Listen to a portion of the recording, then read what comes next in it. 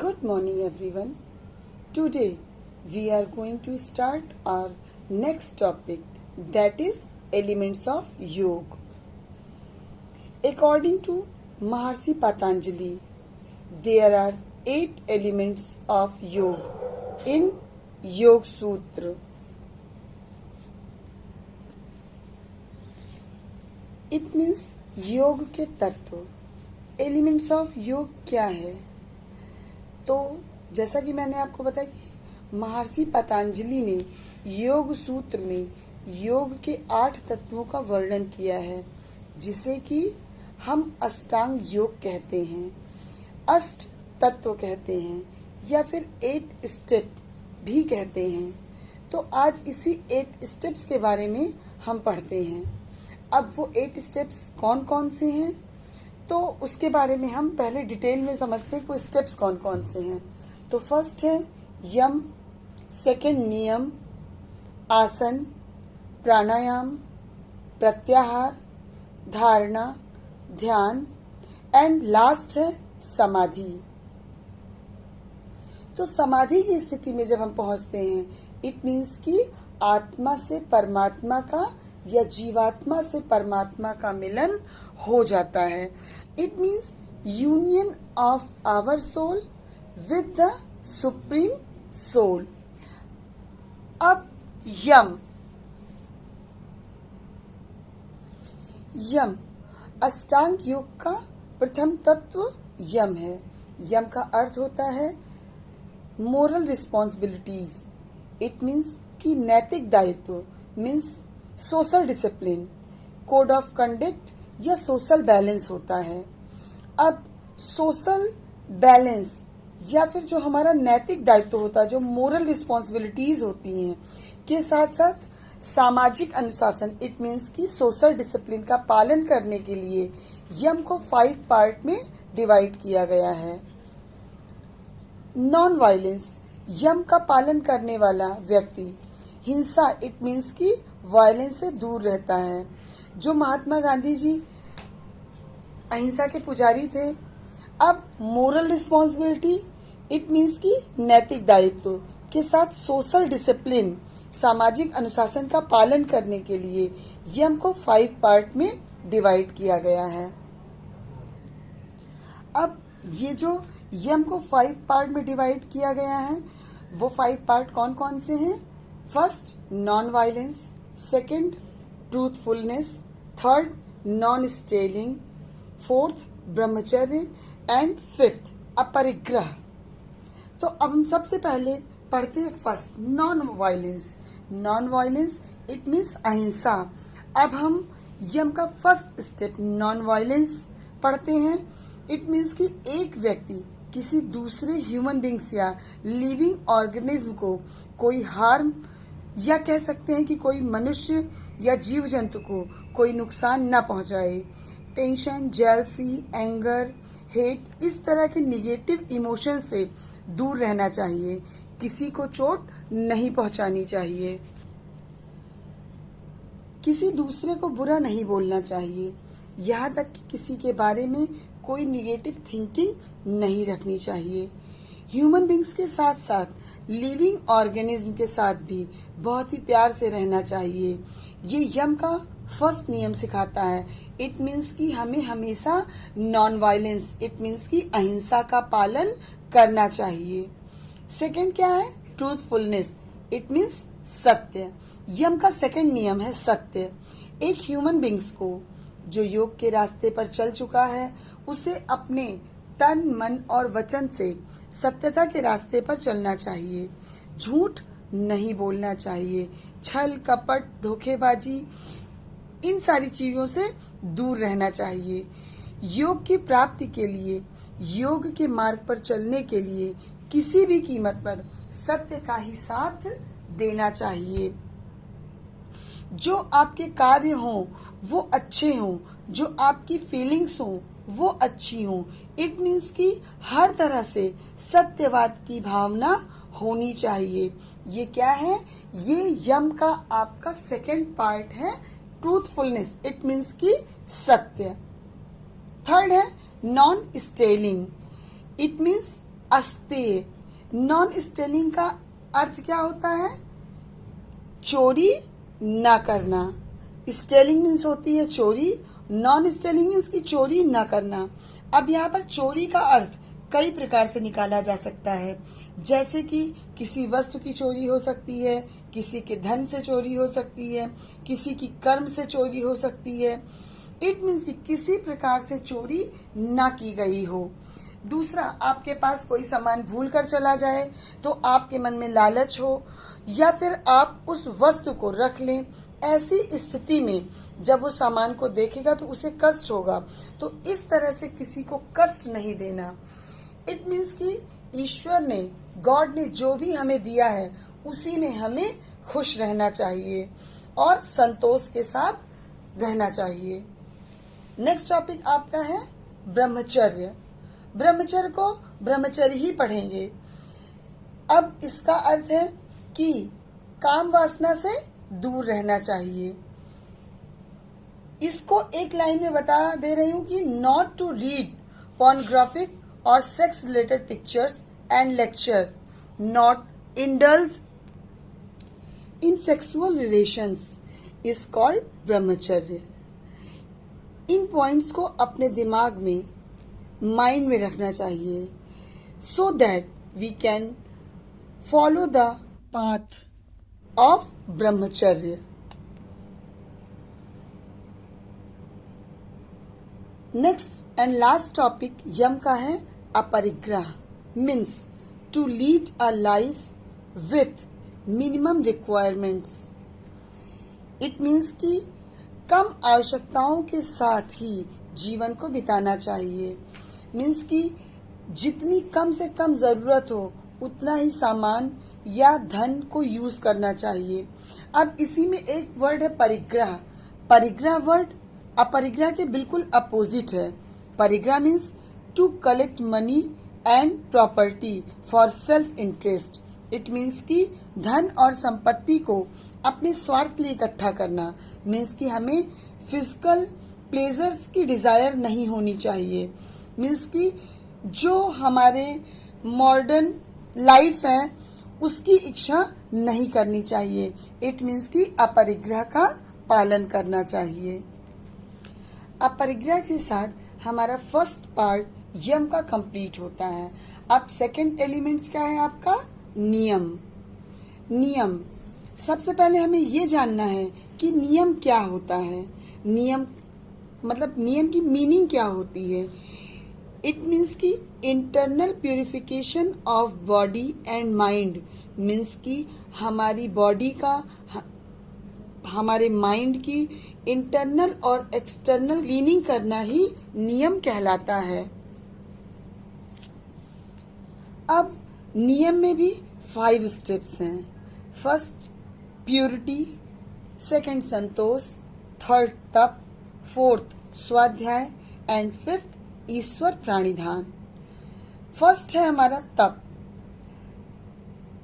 Meaning of तप, what is the meaning of तप? तप का अर्थ होता है हार्ड वर्क। इट मीन्स कठिन परिश्रम। इसका अर्थ है कि अपने लक्ष्य, इट मीन्स कि एम को पाने के लिए उसकी ओर रेगुलर आगे की ओर बढ़ना ही जो है तप कहलाता है। जैसे कि सर्दी, गर्मी, बरसात, भूख, प्यास, इन सभी बाधाओं को पार करके हम अपने लक्ष्य की ओर बढ़ते हैं, तो इसी को तप कहते हैं। हम अपने शरीर से साधना कराते हैं, वही तप कहलाता है। इट मीन्स कि जो आपका एम है उसे पाने के लिए हार्ड वर्क करना ही तप कहलाता है। Next purity. Purity it means कि शुद्धता, प्यूरिफिकेशन। प्यूरिफिकेशन में बॉडी और माइंड का साफ होना, जिसे कि हम षटकर्म भी कहते हैं। प्यूरिटी मीन्स शुद्धता। प्यूरिफिकेशन के द्वारा इंटरनल ऑर्गन्स के साथ साथ माइंड की भी क्लीनिंग हो जाती है। जैसे कि नेति के द्वारा नोज की क्लीनिंग होती है, धोती के द्वारा फूड पाइप की क्लीनिंग होती है, लार्ज इंटेस्टाइन, और इन सब के साथ साथ आँख की भी सफाई हो जाती है। अभी हम आगे पढ़ेंगे। प्यूरिटी में 6 क्रियाएं आती हैं: नेति, धौती, बस्ती, कपालभाति, त्राटक एंड लास्ट नौली। ये सभी क्रियाएं प्यूरिटी के अंतर्गत आती हैं, लेकिन अभी जब हम यौगिक क्रिया पढ़ेंगे तो इन सारी क्रियाओं के बारे में हम आपको डिटेल में बताएंगे। अब इसके बाद हमारा नेक्स्ट टॉपिक है संतोष। नेक्स्ट संतोष। संतोष की मीनिंग होती है संतुष्टि या कंटेंटमेंट। अब कंटेंटमेंट या संतुष्टि किस प्रकार की? ईश्वर ने आपको जो कुछ भी दिया है या आपके पास जो कुछ भी है उसी में संतुष्टि की भावना रखनी चाहिए। जो मान प्रतिष्ठा धन संपत्ति जो भी हमारे पास है उसी में संतोष का भाव रखना चाहिए। किसी दूसरे के पास कुछ है तो उसे देखकर जेलसी नहीं करनी चाहिए, उसे देखकर दुखी नहीं होना चाहिए, बल्कि जो भी हमारे अपने पास है, जो भी आपके पास है, उसमें ही हमें खुश रहना चाहिए। इट मीन्स कि जो भी है जैसा भी है उसी में हमें संतोष करना चाहिए। ये आपको नियम का 3rd स्टेप संतोष सिखाता है। संतोष के बाद आती है बात किस चीज की? स्वाध्याय। Means to study the great, it means study of epics. अब हम यहाँ पर बात किस चीज की कर रहे हैं? स्वाध्याय। स्वाध्याय का अर्थ क्या होता है? स्वाध्याय का अर्थ होता है स्टडी ऑफ एपिक्स, मीन्स ग्रंथों का अध्ययन करना। अब जो हमारे महान ग्रंथ हैं जैसे वेद हैं, उपनिषद हैं, गीता हैं, यही हमारे और आपके महान ग्रंथ हैं। इसकी स्टडी ही हमारा प्रथम अध्ययन कहलाता है। मीन्स कि जो हमारी फर्स्ट स्टडी होती है वो वेद, उपनिषद और गीता है। उसके बाद जो सेकंड स्टडी होती है वो व्यक्ति स्वयं का अध्ययन करता है, वो सेकेंडरी स्टडी कहलाता है। अब नियम का 5th स्टेप है ईश्वर प्राणिधान, it means dedicate to God. ईश्वर प्राणिधान का क्या अर्थ है? It means dedicate to God. ईश्वर के प्रति समर्पण या समर्पित होना ही ईश्वर प्राणिधान है।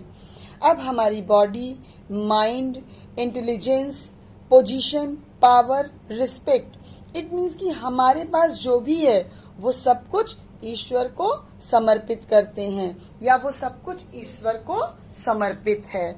अब इसी के साथ हमारा नेक्स्ट टॉपिक है आसन। अब यम और नियम के बाद 3rd नंबर पर आता है आसन। आसन का अर्थ क्या है? मीन्स की बॉडी पोस्चर, बॉडी की स्थिति या बॉडी का पोस्चर जो आरामदायक हो, जो कंफर्टेबल हो, जिस स्थिति में बहुत ही देर तक बैठना इजी हो, इसे कहते हैं आसन। आसन के द्वारा व्यक्ति का जो पोस्चर होता है वो करेक्टिव होता है, जो रिलैक्सेटिव होता है और मेडिटेटिव होता है। तो आसन 3 पार्ट में डिवाइड किए गए हैं: करेक्टिव पोस्चर, रिलैक्सेटिव पोस्चर और मेडिटेटिव पोस्चर। अब ये जो आसन है, लोग कहते हैं कि योग करना है। योग क्या है? जो जनरली हम समझते हैं कि आसन करना ही योग है, जबकि आसन करना ही योग नहीं है। जबकि आसन जो है योग की तरफ बढ़ने के लिए एक स्टेप होता है। आसन करने से हमारी बॉडी फ्लेक्सिबल रहती है, बॉडी यंग रहती है, बॉडी में फैट नहीं जमता है और बॉडी को सुंदर बनाता है। जो आसन होता है, आसन करने से जो यंगेस्ट एज होती है वो बहुत टाइम तक रहती है और ओल्ड एज आने में या ओल्ड एज फेस पर नहीं दिखाई पड़ती है।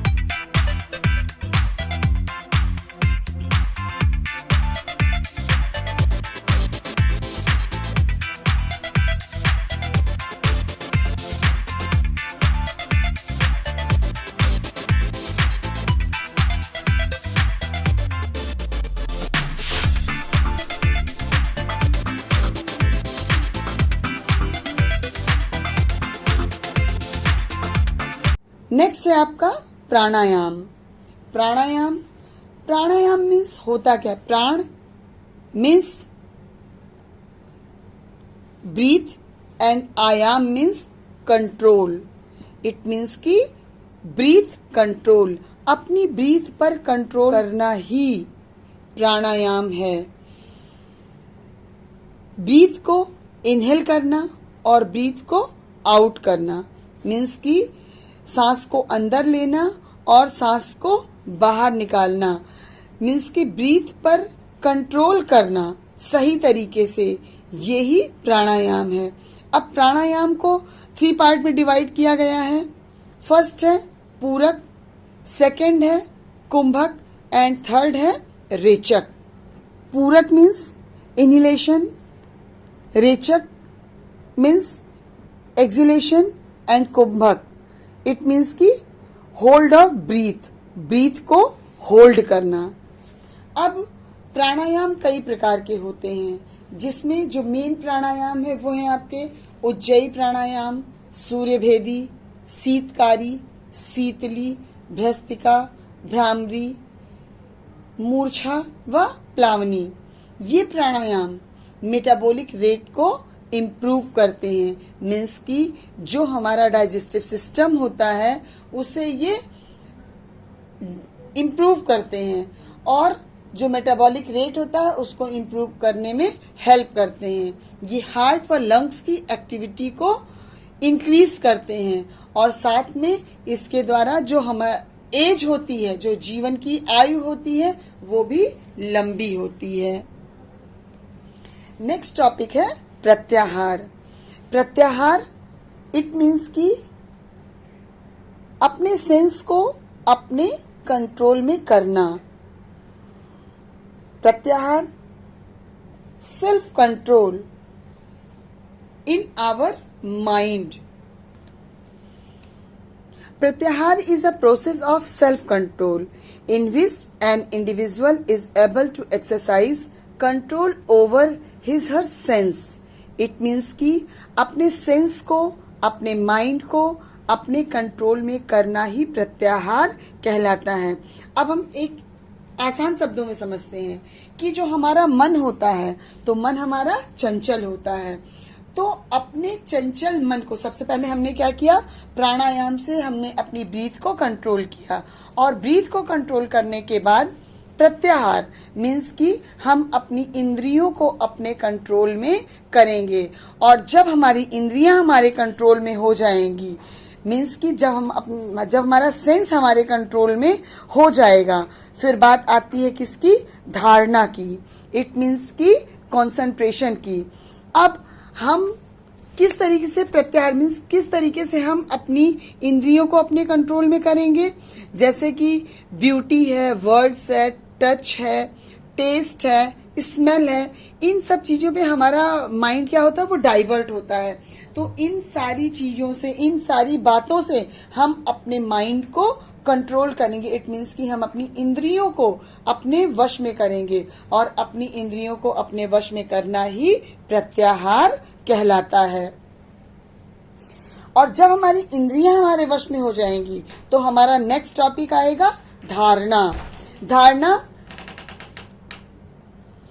मीन्स कि अगर जो व्यक्ति प्रत्याहार करता है तो इट मीन्स कि उसको ईश्वर की प्राप्ति की शुरुआत या प्राप्ति का अनुभव फील होने लगता है।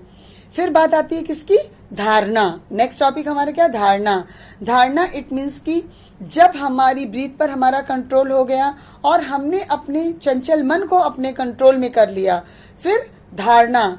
धारणा इट मीन्स कि हम अपने माइंड को कंसंट्रेट करते हैं। धारणा के द्वारा माइंड को कंसंट्रेट करते हैं और जब हमारा माइंड कंसंट्रेट हो जाता है, जब अपने माइंड को अपने कंट्रोल में कर लेते हैं, तो हम कहीं भी किसी भी एक स्थिति पर मीन्स की धारणा में हम एक पॉइंट पर अपने माइंड को फोकस करेंगे और जब हम उस पॉइंट पर फोकस करेंगे तो हमारा माइंड जो है वो पूरी तरीके से कंसंट्रेट हो जाएगा।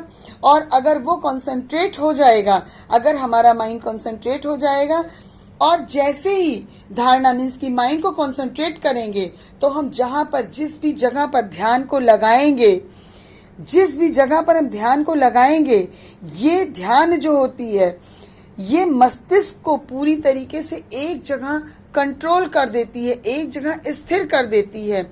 और ये स्थिरता की जो प्रक्रिया है ये समाधि से जस्ट पहले की पोजीशन होती है। जैसे हम आपको शुरू से बताते चले आ रहे हैं कि आत्मा से परमात्मा के मिलन को योग कहते हैं या जीवात्मा से परमात्मा के मिलन को योग कहते हैं।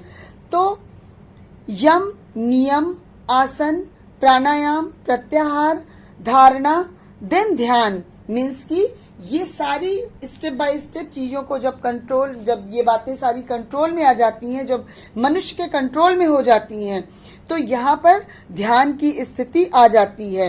लेकिन ध्यान मीन्स कि हम अपने माइंड को अब एक जगह स्थिर कर देते हैं और जैसे ही ध्यान हम करते हैं तुरंत ध्यान के जस्ट बाद मीन्स कि एकाग्रता ही ध्यान कहलाती है। और ध्यान जैसे ही कंप्लीट होती है तुरंत ही समाधि की पोजीशन आ जाती है। इट मीन्स कि जो व्यक्ति 8 एलिमेंट्स मतलब कि ये 7 चरणों को पार कर लेता है एलिमेंट्स के, वो 8वें चरण में इट मीन्स कि वो दुनिया से मोह, माया, लोभ, लालच इन सब चीजों से, अपना पराया रिश्ता नाता सारी चीजों से दूर हो जाता है, सारे रिश्ते नातों से दूर हो जाता है। उसे अपने पराये में कोई फर्क नजर नहीं आता है। तो यही जो स्थिति होती है, यही जो पोजीशन होती है, उसके माइंड के जो इम्पल्स हैं उनको रोकना या उनको कंट्रोल करना ही समाधि है। मीन्स कि वो मोह, माया, लोभ, लालच पर विजय पा लेता है। और यही जो स्थिति होती है, यही जो पोजीशन होती है, ये आत्मा से परमात्मा या जीवात्मा से परमात्मा के मिलन की स्थिति होती है, जिसे कि समाधि कहते हैं। और जब ये स्थिति आ जाती है तो व्यक्ति के अंदर एक डिवाइन प्लेजर होता है, मतलब उसको फील होने लगता है कि उसके अंदर एक शक्ति आ गई है और उस शक्ति के द्वारा वो अपने हर सिस्टम पर कंट्रोल पा जाता है। इस शक्ति के द्वारा उसे एक सुखद अनुभूति होती है। यहीं पर आत्मा से परमात्मा का मिलन होता है। इस जगह पर योग की प्राप्ति इट मीन्स की समाधि की प्राप्ति हो जाती है। तो इसी के साथ 8 एलिमेंट्स ऑफ योग इट मीन्स की योग के द्वारा ईश्वर की प्राप्ति का जो रास्ता है वो 8 चरणों में, जैसा कि अभी मैंने आपको बताया 8 एलिमेंट्स ऑफ योग, यम, नियम, आसन, प्राणायाम, प्रत्याहार, धारणा, ध्यान और समाधि, ये कंप्लीट होता है। इट मीन्स कि जो व्यक्ति इन सभी चीजों का पालन करता है उसका आत्मा से परमात्मा का मिलन हो जाता है। इसके एग्जाम्पल के लिए स्वामी दयानंद सरस्वती, स्वामी विवेकानंद, महात्मा बुद्ध, महावीर जैन, ये सब लोग योगी के एग्जाम्पल्स हैं। और इसी के साथ आपका ये टॉपिक कंप्लीट होता है। So thank you students, have a good day.